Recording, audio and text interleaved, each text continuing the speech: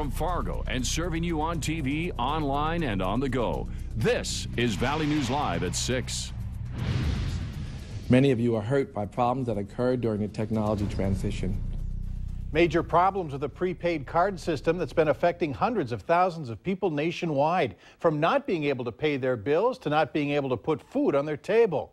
Thanks for joining us tonight. Now, this Rush Card allows users to set up direct deposit of paychecks and government benefits. This means users can shop anywhere that Visa debit cards are accepted.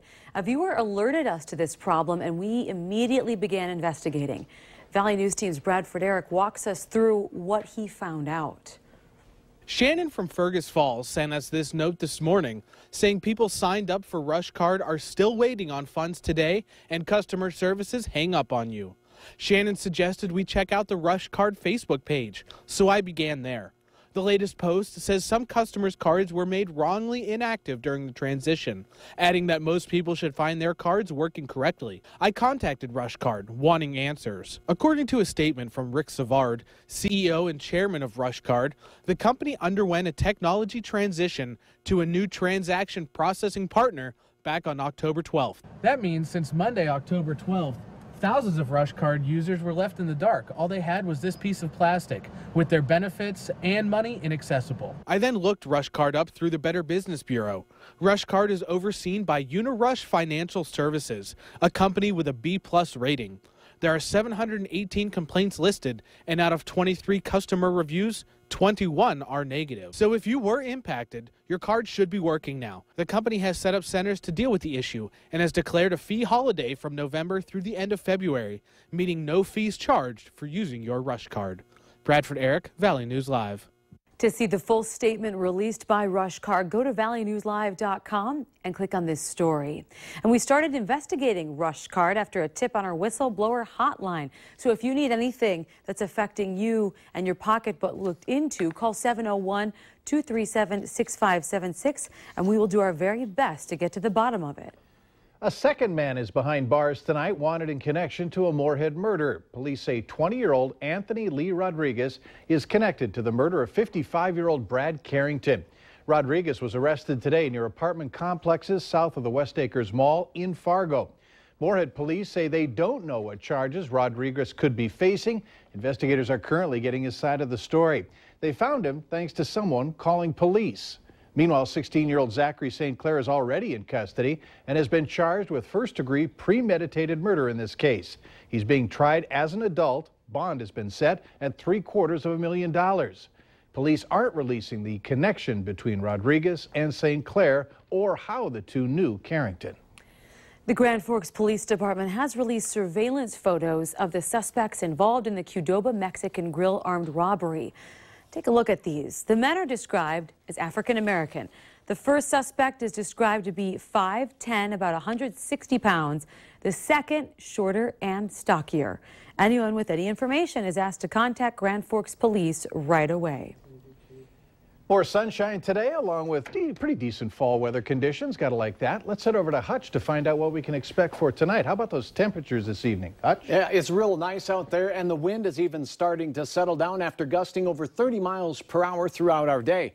We peaked in the 60s. Red River Valley still holding on to upper 50s, but many of us will cool rather quickly this evening, so bring the light jacket. Good news is winds are decreasing, not as gusty, and that trend will also continue. Fargo's forecast will be in the 40s for most of the evening. That light jacket will come in handy even as the wind dies down. Clear skies and calm winds means a pretty chilly night ahead. Now we have one more fantastic, well above average day before some much needed rain makes its way into the valley. And I'll have details on when and where and how much in a minute. Look forward to that. Thanks. You bet. Students walked out of class and protested at East Grand Forks High School this afternoon. That followed teacher Brian Perkins being put on paid administrative leave for 2 weeks and then being reinstated this afternoon. Superintendent of Schools David Pace declined comment on Perkins and why he was put on administrative leave. Students say it was because of comments that Perkins made in an email. Questioning how to make his education better, how to help them more. And I didn't see anything wrong with that, and I don't understand why it became such a big ordeal. On the email, I read it personally, and it does not say anything that has to do with being racist or anything like that. Perkins' email to teachers and administrators says, in part, roughly 30% of my Somali students have very bad attendance. They are not capable of reading and interpreting the assignments for themselves. We must physically put a stop to reteach, and at the expense of other 25 students in the room. Perkins also suggests a solution in his email. Is there some type of attendance requirement we may impose on these kids? We also reached out to East Grand Forks School Board President Tony Palmasino for further clarification. We have not heard back from him yet. It's a decision that has been months in the making. Joe Biden announced today he's not running for president. The vice president said today that his decades-long political career will end with the Obama administration. Though he's been mulling a run for months, Biden said he never set a timetable to make a decision on a campaign. He said he needed to work through the grieving process for his son who died of brain cancer earlier this year, adding that when that process was finished, the window to run had closed. Unfortunately, I believe we're out of time, the time necessary to mount a winning campaign for the nomination. Many experts are saying the move will help candidate Hillary Clinton, who would have been competing for votes with Biden. Clinton got into the race early and has shored up early endorsements that Biden may have gotten had he announced earlier. 3 people have died in school bus crashes in eastern North Dakota this year, but statistics show school bus fatalities are quite rare. Over a 9-year period, there were 340,000 fatal crashes in the country. Of that, 40% involved school-related transportation. This week marks National School Bus Safety Week, and the cheerleaders squad over at Cheyenne High School in West Fargo braved the cold early morning temperatures and the breeze to show their support for school bus safety. Both Minnesota and North Dakota have strict laws aimed at providing extra protection for students, not only when they're riding the bus, but when they're getting on and off.